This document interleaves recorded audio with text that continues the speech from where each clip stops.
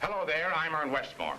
I wonder if you've ever realized that every time you see a motion picture star, a model, or a stage or TV star, they've actually painted a portrait on their own face to define their features. Their face is their fortune. And this is the way that you should consider the value of your facial appearance, because you may not realize that you're judged by the way that you look. The days of finger daubing makeup are gone. Today you can brush your way to sheer beauty. Let me show you how. Here's a brush that's not a makeup brush, but it's the basis of all beauty. It's a complexion brush. It not only cleanses, but it stimulates healthy circulation, which your skin must have for proper nourishment. For smooth artistry in applying eyeshadow, do as many famous models do. Use a brush.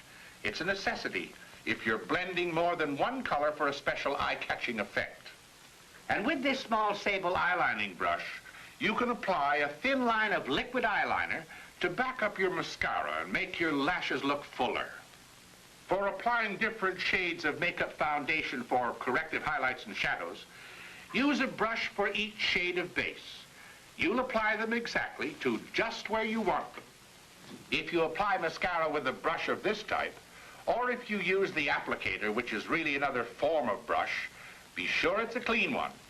And always finish with a clean eyelash brush after your lashes are dry to make them look soft and natural.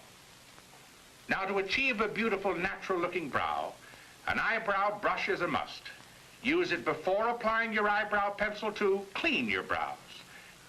And the only way to properly remove excess powder for smooth results and without destroying your makeup is with a powder brush. And for that clean, well-defined hairline, use a hairline brush after powdering. For a final touch of dry rouge after powdering, you'll get better results using a powder brush as a dry rouge brush for smoothness. And here's the most important brush of all, your lip brush. You'll find it well worth learning to use if you want a truly beautiful lip line. And last but far from least, nothing takes the place of daily hair brushing. For every type of hair, always use a natural bristle brush. Now here's a face made up without the use of a single brush. And here's the same face made up with the use of the brushes I've shown you. A truly lovely self-portrait.